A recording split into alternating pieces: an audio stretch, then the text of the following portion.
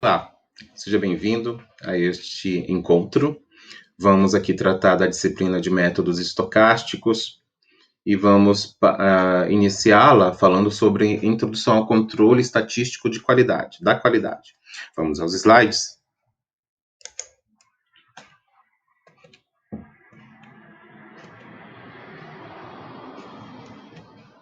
Bem, eu sou o Marcelo Tavares de Lima. Eu vou acompanhar você na disciplina de métodos estocásticos e vamos iniciar falando sobre uma introdução, uma breve introdução ao controle estatístico da qualidade.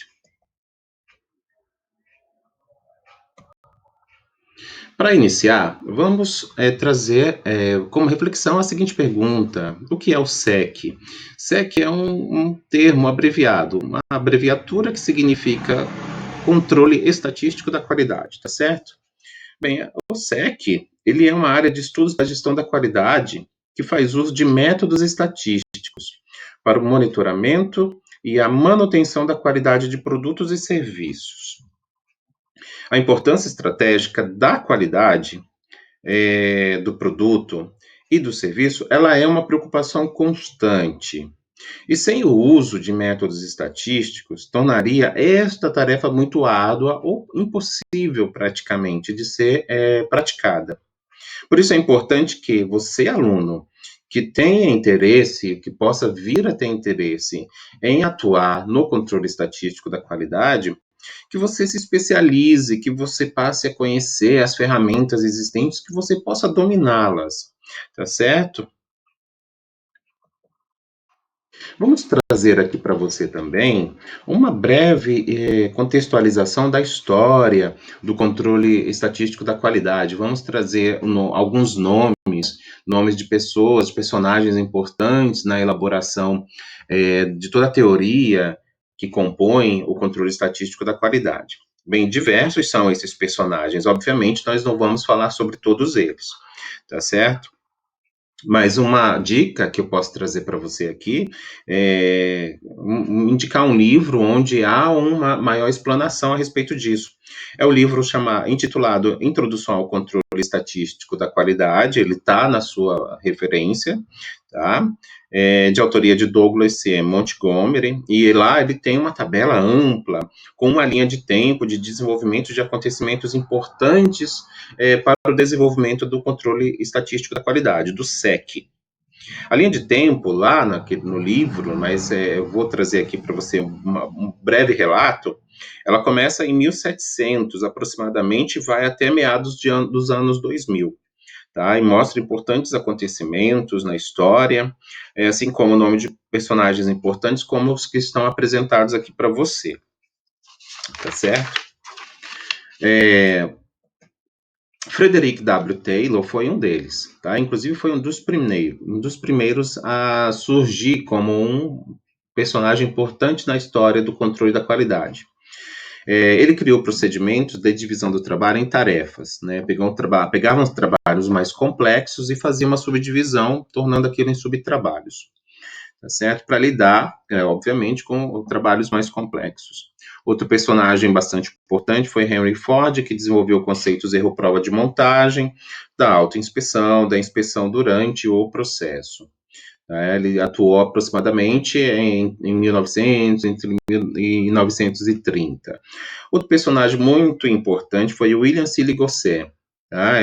Conhecido com o pseudônimo de Student.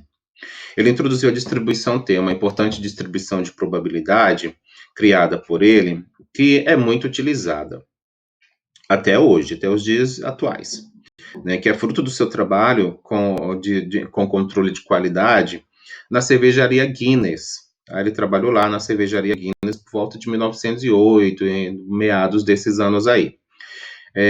Outro personagem muito importante foi o Shurhart, tá? Shurhart apresentou o que se conhece hoje como gráfico de controle por volta de 1924. Em 1997 surgiu o conceito de Seis Sigma, que é um conceito da Motorola, tá certo? Que também implicou no surgimento das normas ISO, tá? A norma padrão ISO 9000. Para continuar ainda agora um pouco sobre processos históricos, vamos falar sobre como que surgiram as técnicas de amostragem, tá certo? Ou os planos de amostragem. Basicamente surgiram durante a Segunda Guerra Mundial, por uma necessidade dos militares, pois não era possível fazer a inspeção total nos seus equipamentos de guerra, senão eles ficariam sem equipamentos, né? Então eles criaram uma tática, né, uma técnica, para que eles pudessem fazer uma inspeção em parte daqueles equipamentos e não no todo. Isso ocorreu aproximadamente no período de 1940 a 1943, foi quando aconteceu a Segunda Guerra, e nesse período também a Bell Labs, uma empresa americana, ela desenvolveu planos de amostragem para auxiliar o exército americano. Foi quando surgiu uma norma técnica sobre o assunto de inspeção por amostragem, que é essa que está aqui, a 1000 STD 105. Muitos anos depois, no Brasil, surgiram duas outras normas, a 5426, a BNT-NBR 5426 e a BNT 5429. A 5426 faz estudos técnicos sobre amostragem para atributos, ou seja, são informações não numéricas, né, como, por exemplo, a atribuição de um status de produto bom, produto ruim, ou conforme ou não conforme. E a 5429 faz estudos técnicos apresenta normas para estudos técnicos de variáveis ou medidas quantitativas. Bem,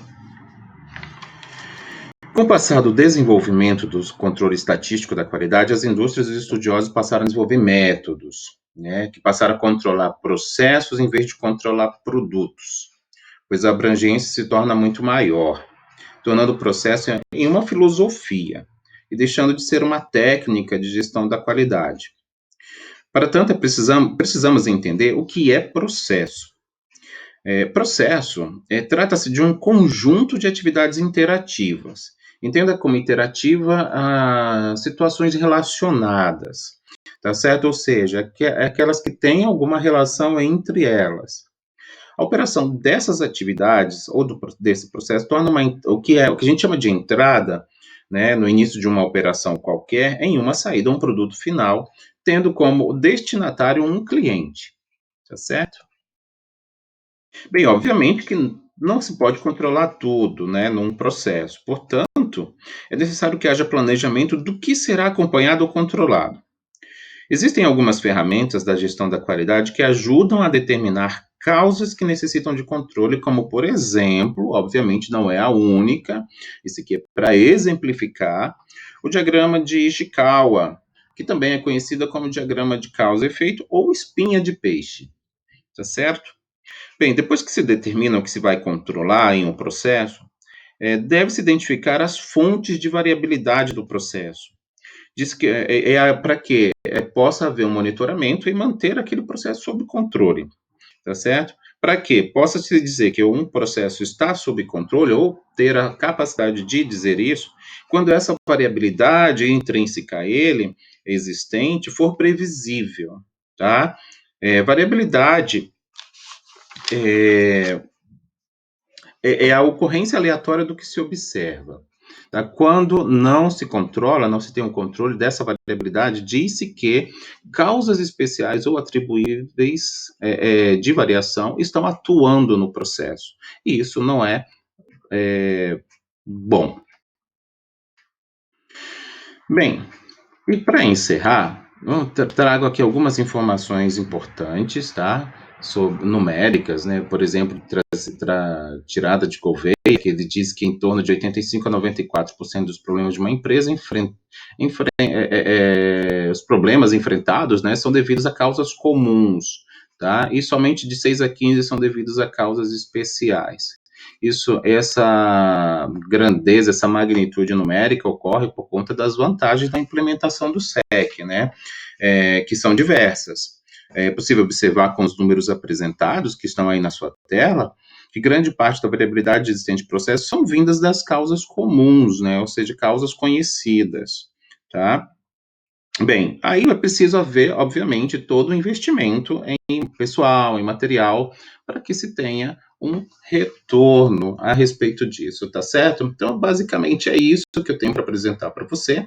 Nos vemos no próximo bloco e seja bem-vindo à disciplina de métodos estocásticos, tá certo? Até mais.